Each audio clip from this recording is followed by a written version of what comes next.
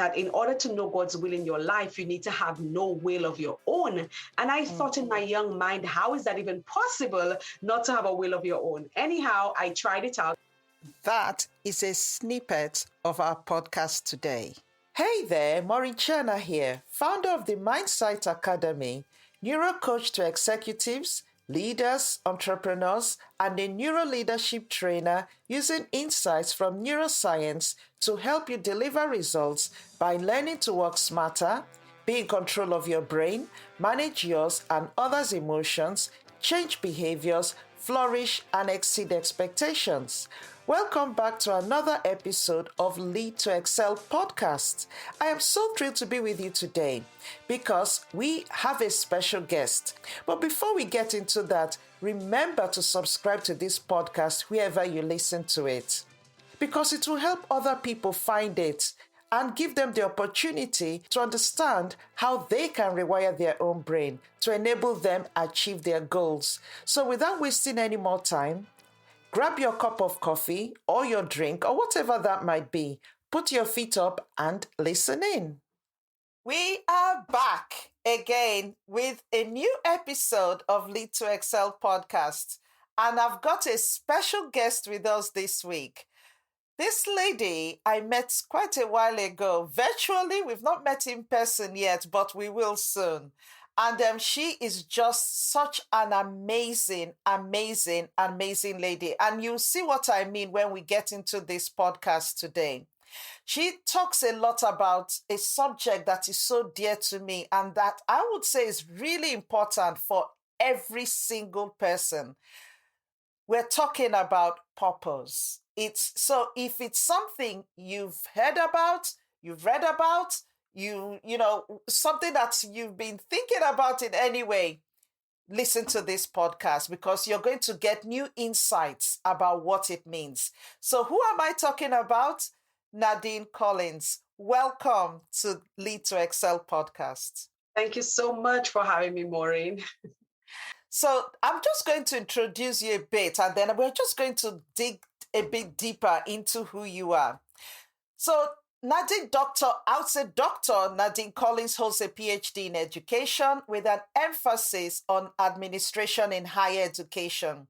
She holds a master's degree in education psychology and an undergraduate degree in behavioral sciences with an emphasis in psychology. She's published numerous academic and theoretical articles on marginalized groups, especially women.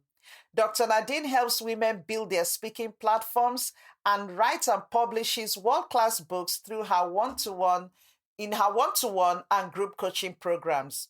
She's had ongoing programs on 2 international Christian TV networks and is the author of 8 books. Incredible. Now, one of the ones we are going to be talking about is her latest book, which is titled The Pursuit of Purpose, a guide for faith-based women to break free from indoctrinations. That is powerful. Now, I think I was talking to her before we actually started the podcast on her helping me actually write my own book. So if it's something you're thinking about before we get into the podcast, you need to start, making a note so that you reach out to her because she definitely will help you. So Dr. Nadine, it's so great to have you on the podcast today. Yes, I'm really excited to be here with you today. So let's kind of go back a bit to your early years. I actually read in your book that your mom had you when she was 16. That is incredible. So tell us a bit about your childhood. Yes, so my mom had me at 16.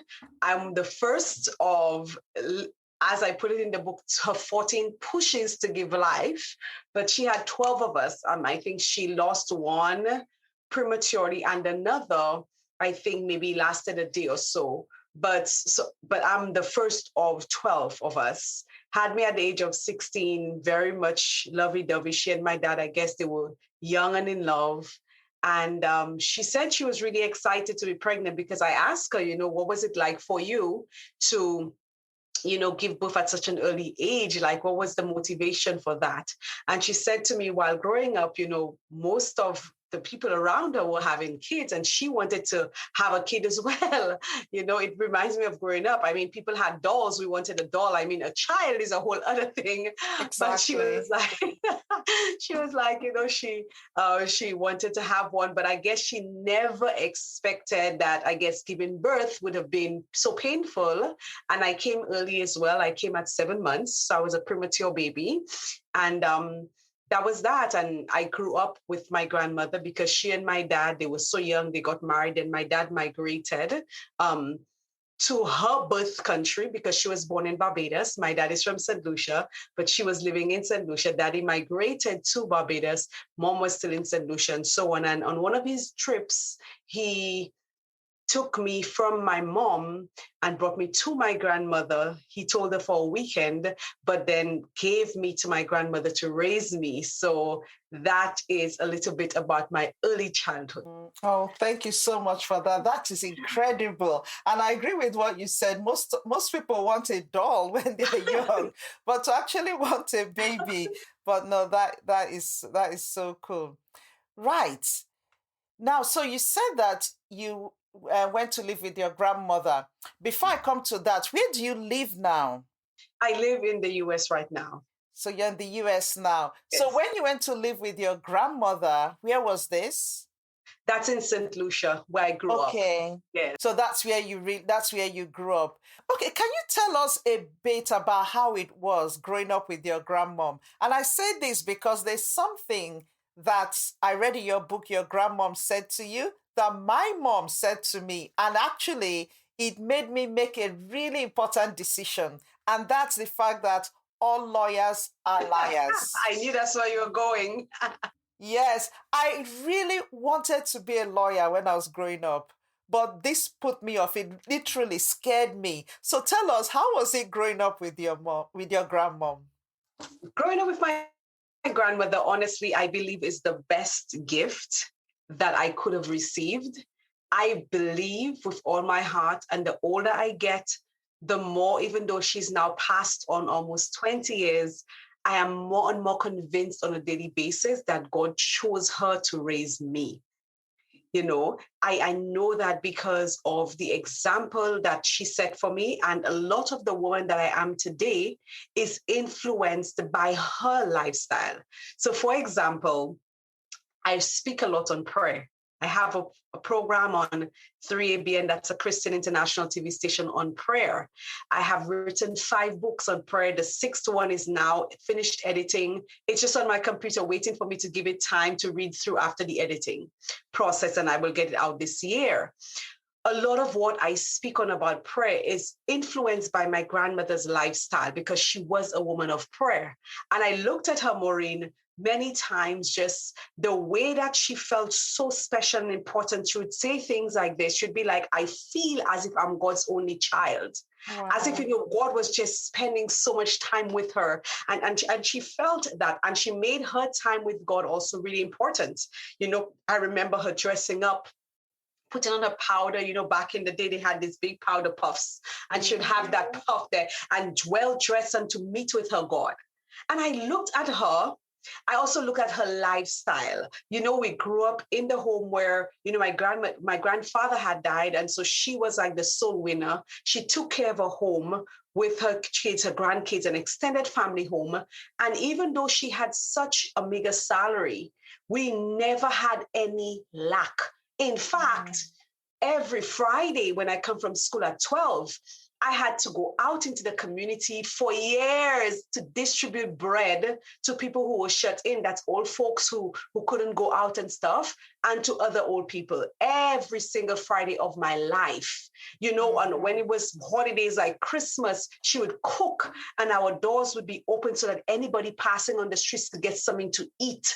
There was always abundance. Every time we had to go out, they would make us new outfits because there were machines at home. And so we always had nice outfits and everything. And so I could not understand as a child how a lady who is working at a bakery, barely has money, double tithing her money, by the way. Wow. She used to double tithe her money, and we were blessed. And so I knew that there was something special about this woman. And I looked at her and I was jealous. And I'm like, I want that too. I want to feel as if I'm God's only child. And so that is the greatest example that I could have had growing up. A woman who loved God so much, who had so much faith, and who believed so much in the power of prayer. Even now, what I do is mainly focused on prayer, even though I speak a lot on purpose, but there's always this prayer foundation in it. And a lot of that was influenced by my grandmother. Wow, wow, wow. That is amazing. She just sounds like an incredible woman. And, when you talked about, in fact, as you're talking about her, I could just see my own mom, because she was just a woman of prayer. And it really has an impact on children when when you're brought up by someone that really prays, that truly understands what praying is about. So Mm-hmm. that is simply incredible. So with what the way you've described her and the impact that she had on your life, can you tell us how that then shaped you in terms of decisions that you made? Either the courses you read, but how it kind of shaped your life and has really brought you to where you are today. Okay. First, I would want to. You had asked me about the lawyer thingy that I wanted to be Aha, a lawyer. yeah. So growing up, I wanted to be a teller at the bank. I wanted to be an air hostess and a lawyer. These three things. So one, I worked at a bank. I was not a teller, even though one day I did help, but I worked at a bank as an admin assistant. I've traveled to 78 countries, hundreds of cities globally. The lawyer part I have not done, and honestly still desire to study law. It never left me. It was always there in me. In fact, when I was working on my PhD, I remember some colleagues saying to me, Nadine, why are you in education? You should be a lawyer, to the point that one of my classes, code organization and law, every time my professor would be teaching that course, she'd always call out to me, Nadine, can you explain this to your colleagues? Can you explain that to your colleagues? And almost like a cycle that was just meant to be, I actually now teach that same class part-time, school organization and law, to master's and PhD students. So the dream that I had never left. As it relates to now my grandmother influencing me, it influenced me. Her influence actually impacted my life in the sense that because I saw the relationship that she had with God. I wanted that relationship too. I wanted to know what it was like to feel like God's only child, to have my personal relationship, not for religion, not for the doctrines and so on. And so I was on a quest very early in life to have that. So very early in life, I would be testing God and I would be testing things out, testing principles out. And so I now began to shape my own relationship with God. And so now when it came to things like going to study, instead of me going to study in Barbados, where I could study for free because I'm a Barbadian citizen, I decided to pray, where do you want me to go? And of course, I went with his leading, same thing, master's program, PhD program, just depending on God to lead me, including me speaking and including me writing and me now coaching women to do the same. All of that came as a result of my prayer life, which is a result of her impact on my life, just seeking the will of God. Because when I was around 18 or 19, that time she had passed away, just around that same age. And I remember desktop computers were now coming into the scenes of the home. And I was working in an office and I used to use the computer to do little cards and bookmarks and stuff. I loved playing around with Publisher at the time.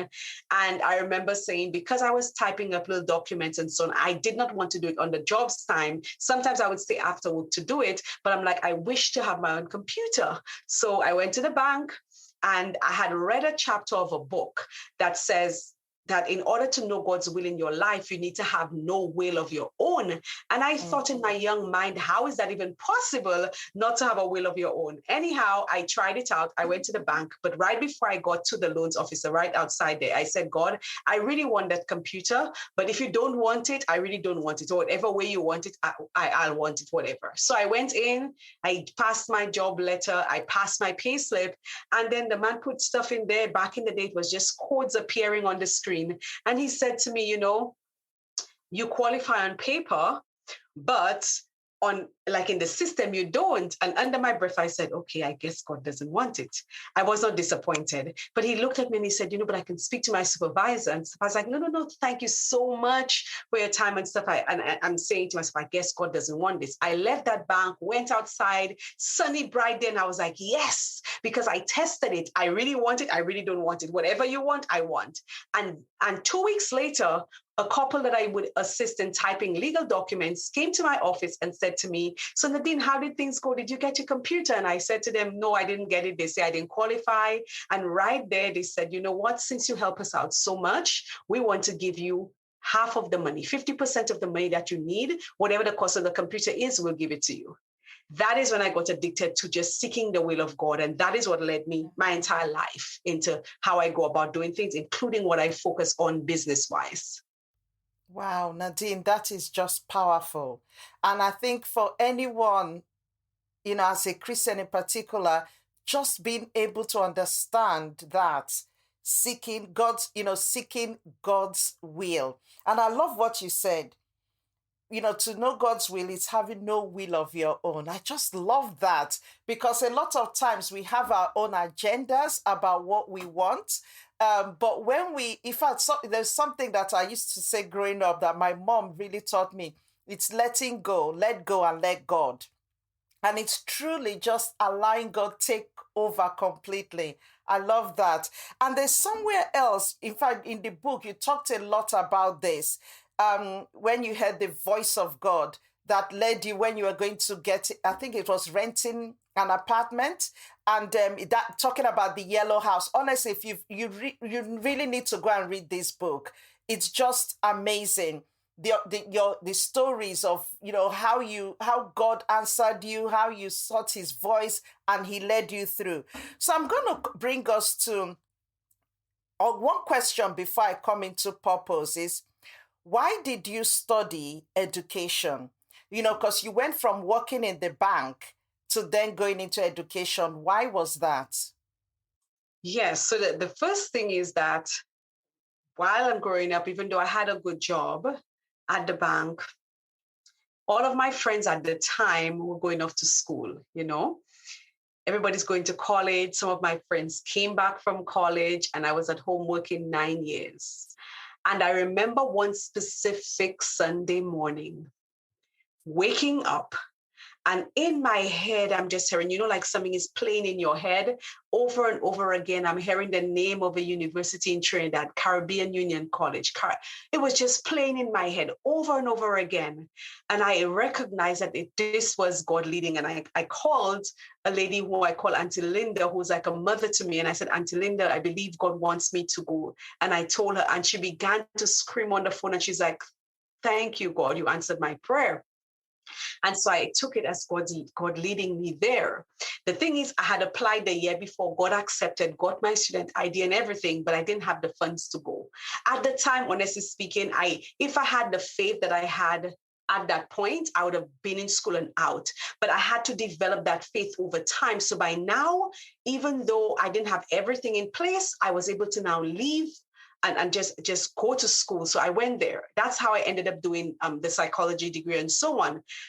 As it relates to the PhD in education, again, that's a whole other story of the leading of God. Because in 2010, I was attending a conference here in Atlanta, and that final morning, I was not feeling too well, and I'm in my bed and I'm feeling bothered that I need to go to the main hall. And I'm there laying down, I'm thinking I'm not going anywhere. I'm just trying to stay warm. And I just felt like I needed to go. You need to go. And I keep getting that nudging. So I got up from the hotel, walked about half a mile to the place, that big Congress hall, walked straight down, was going across and walked straight out just to say, okay, Lord, I came, now what? Which is literally what happened to me when He sent me to study in Asia. I got on the airport and I just began to cry immediately. And I'm like, I'm here now, what?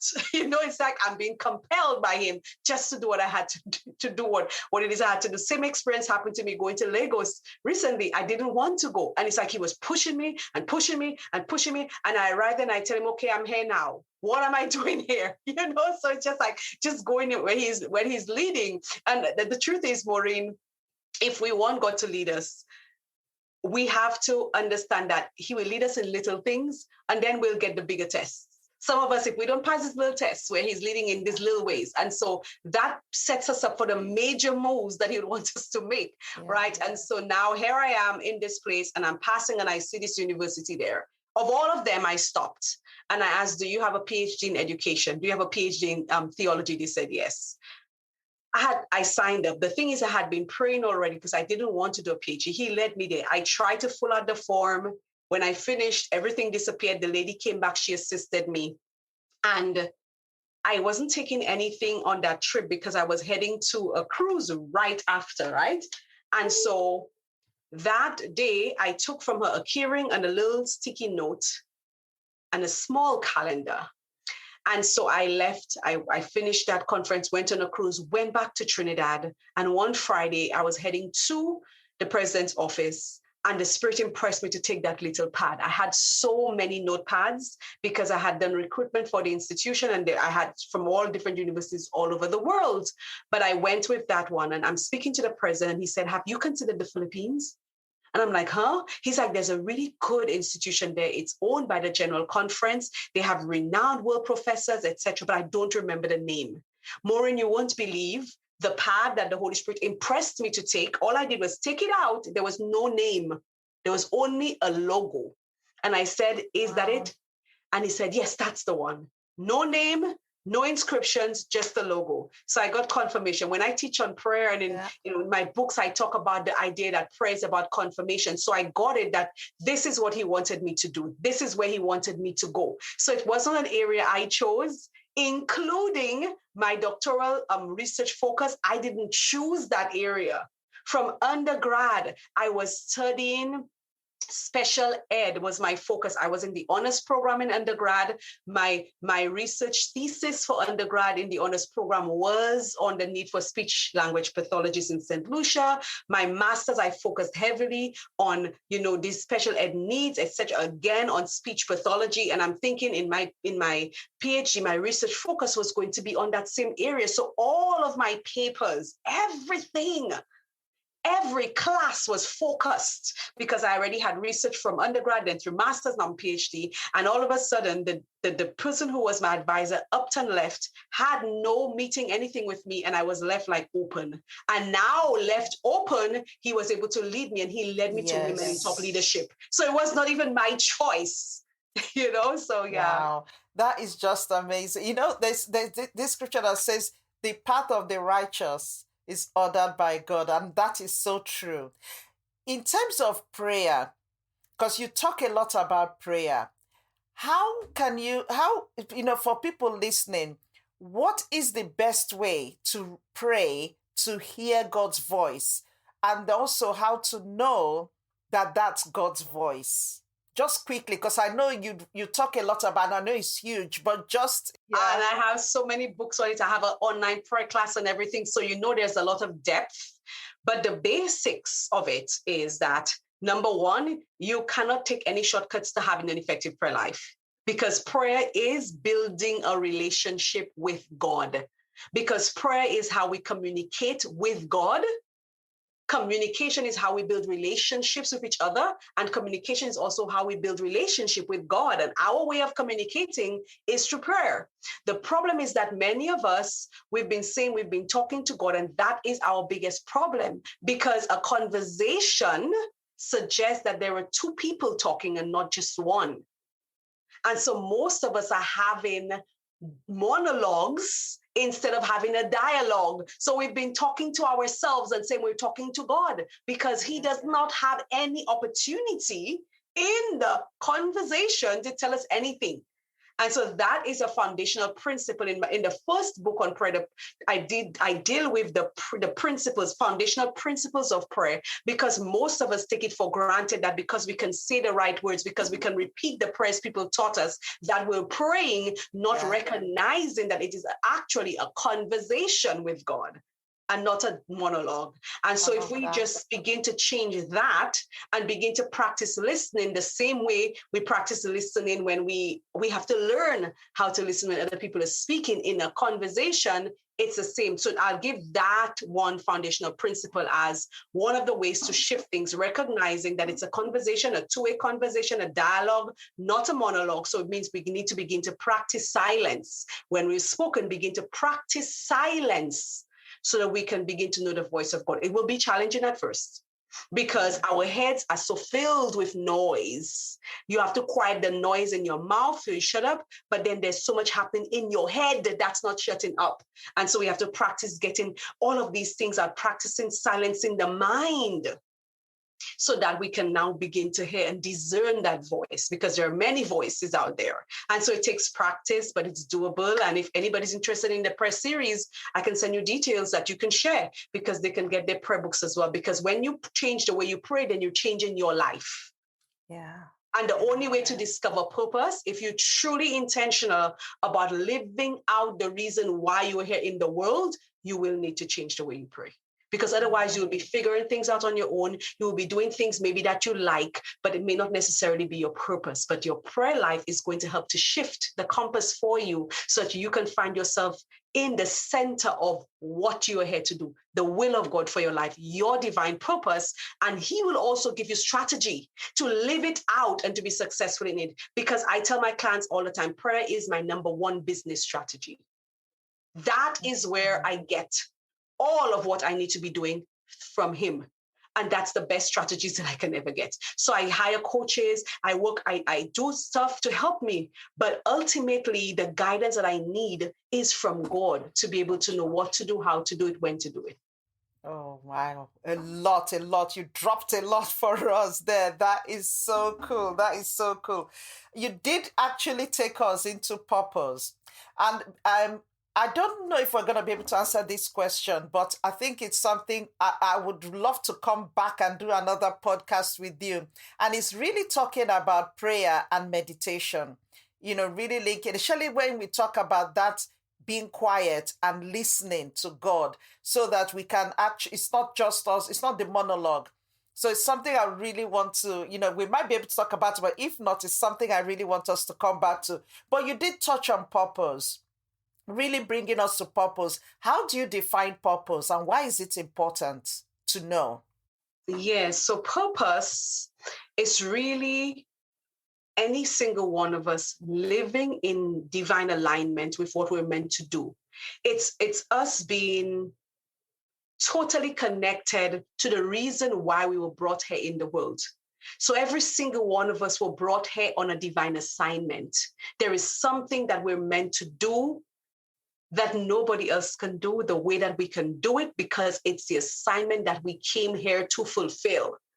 Most of us are not intentional about knowing what that is, because we've not been wired to seek purpose. When I was growing up, everybody would say, what do you want to be when you grow up? It's almost like you can choose, the same way I was trying to choose, I want to do law, right? You can choose what you want to be, because we see all of these careers being exposed to us, and the one that looks most appealing, or the one that looks like it can make you the most money, and you could choose. We're not wired to believe that I am here to do something amazing, and from a child I need to begin to seek out, what am I here to do in the world? What change am I here to make? How am I meant to influence or impact lives or inspire lives? It's almost like we're led to choose our own path. And most of us end up doing that and still feel unfulfilled.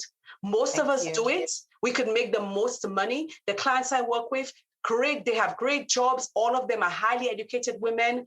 They're making the money. Some of them are already having impact on everything. But there is this sense of a lack of fulfillment and a lack of peace. Like, I'm doing all of this, but yet in the night, my mind is not feeling at ease. I don't feel as if I'm there. It's because purpose is calling. I don't know if you realize how I personify purpose, especially in the prologue, about, purpose being Your there with twin.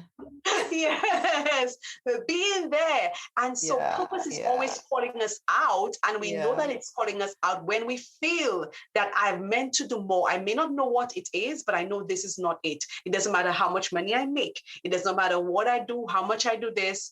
Something is missing, and that's because you're not yet aligned with why you're here, what that divine purpose is. Once that comes, there is this peace Peace. I get to see it in my class all the time. This peace that comes. And that's when you also get real crazy. Your faith is just like mad.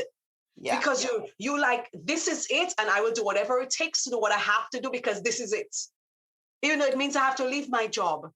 Even means that I get a downgrade according to, it doesn't matter what happens, this is it. I feel finally that I'm doing what I'm meant to do and I'm where I need to be, and this is it for me. And so the importance of purpose is that sense of peace, that sense of I am doing what it is I'm meant to do. And the irony is, I say it, and I think I put it in the book as well, is that purpose is its own motivation and its own inspiration.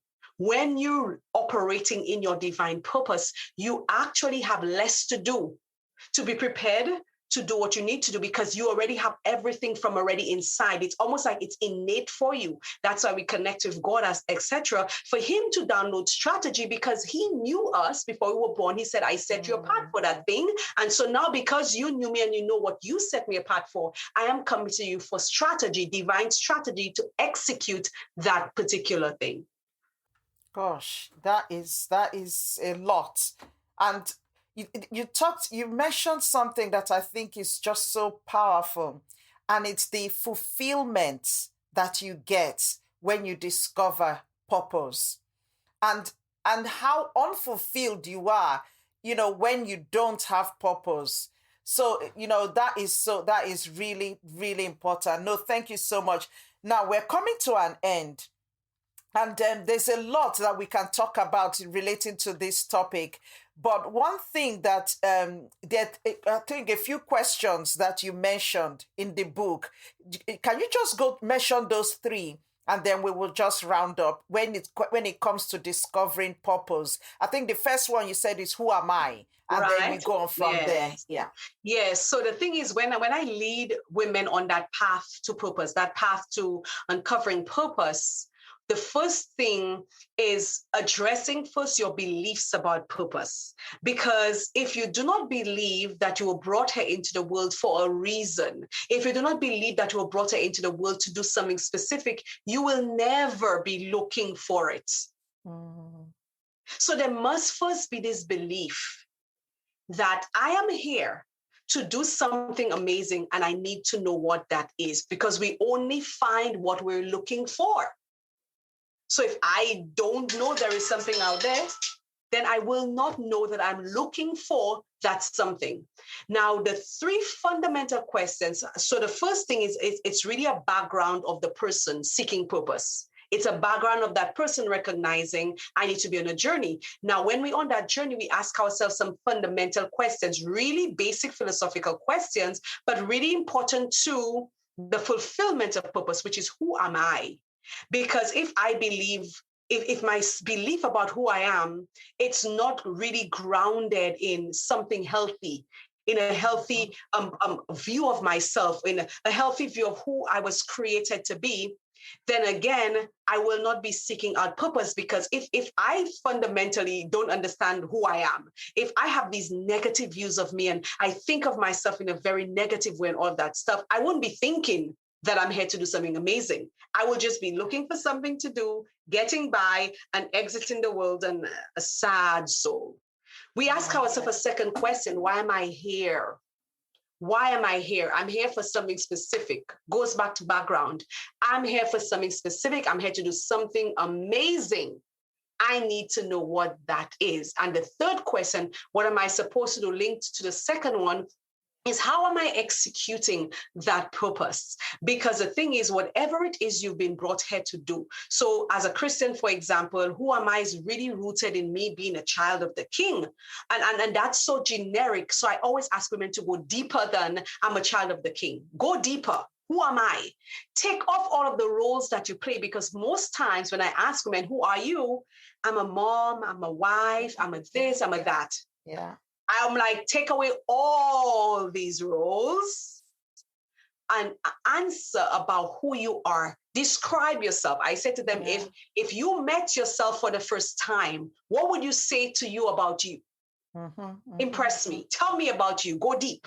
And so we want to be able to face that, who am I? Because that is where we're faced with our own issues. It brings us to our indoctrinations and our fears and our mindset about ourselves. So then we're able to be making the change and the shifts and stuff like that. When that is done, we look at things like, why am I here? I'm here to do something amazing. Okay, so I need to search for it. So what am I supposed to do? When I find out why I'm here, I'm supposed to do something with it, because your delivery of your purpose will look different probably to somebody else's. And Absolutely. So while we learn from anybody else or from every and anybody else, the way that we deliver purpose to the world will be guided by our midwife. Sometimes I call myself a midwife to my clients, but ultimately it's really about God and how he leads and who he probably leads you to help you to get the help. But it is something that we have to be very intentional about, because purpose is always there, but we're so accustomed of the frills of life, our education, our background, our experience, our service, our this, our that it will not just come and show up. Although when we find it, we'll realize it was there all along, because all of the dots are now connected. Oh, now I see why. And that's why I want to just say to any woman listening is that everything that you have been through in your life, don't think it's going to go to waste, because maybe even now as we're speaking, you're probably feeling like, I kind of feel what I was supposed to be doing. And one of the questions, because I studied, when I did Ed Psych as my master's, I also did a training called Brief Solution Focused Counseling. And one of the questions that I took from that model that I now use when I do discovery calls is the miracle question, helping women to now visualize, if a miracle happened to me when I went to sleep tonight and I wake up to my miracle, what does that miracle look like? That's one of the questions that really helps me to get them there, apart from a bunch of other questions that I would have had. And I believe the final chapter 21, I almost made it like a worksheet where women can go through and fill out to really help to bring them to that place of what that divine purpose might be. And then, of course, the next step would be about how do I execute what it is I'm meant to do. Oh, thank you so much. Thank you so much. So the book is called The Pursuit of Purpose, and you can find it exactly. That's if you're watching on YouTube, you'll be able to see the video and see the book. I know you can find it on Amazon and any other place where people can go get the book. For the autograph hard copies, which most people may want, I just shipped out about 50 something this morning.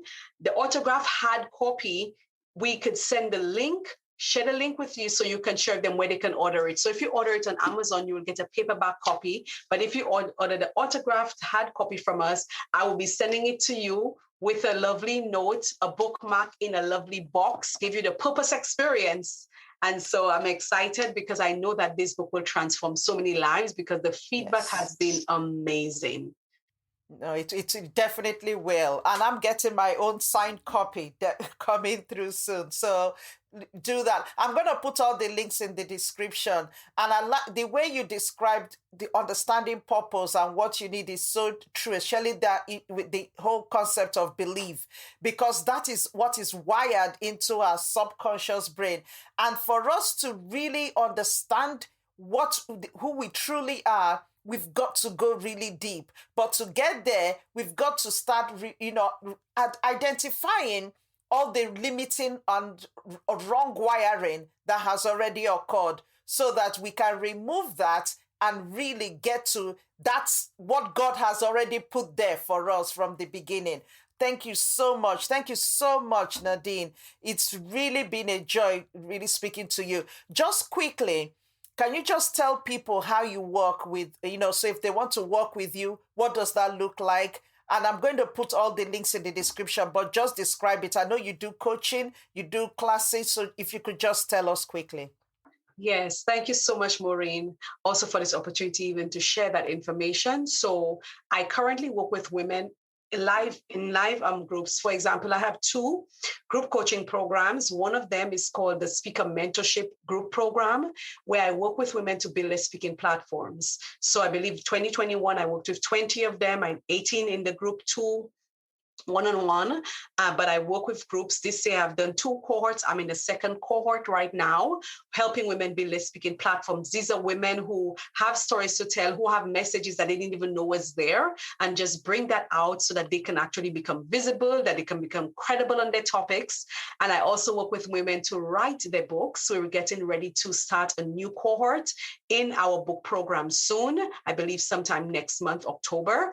And so it's really helping women do that. In addition to that, I have a certified prayer counselor class that anybody can do the class. We have it there. They do it on their own time. And I tell you, this again is what shifts the pole for women in any of my programs. Also have Runway to Soar program, which really helps with women to deal with themselves, dealing with the who am I, the first module, dealing with issues of fears, of mindset, and anything else that'll prevent them from getting to where they want to. And the latter part deals with more business focused things like, knowing how to stand out in the marketplace that's actually crowded, knowing how to soar on social media. So it's a basic business building program, but they also have access to the prayer class.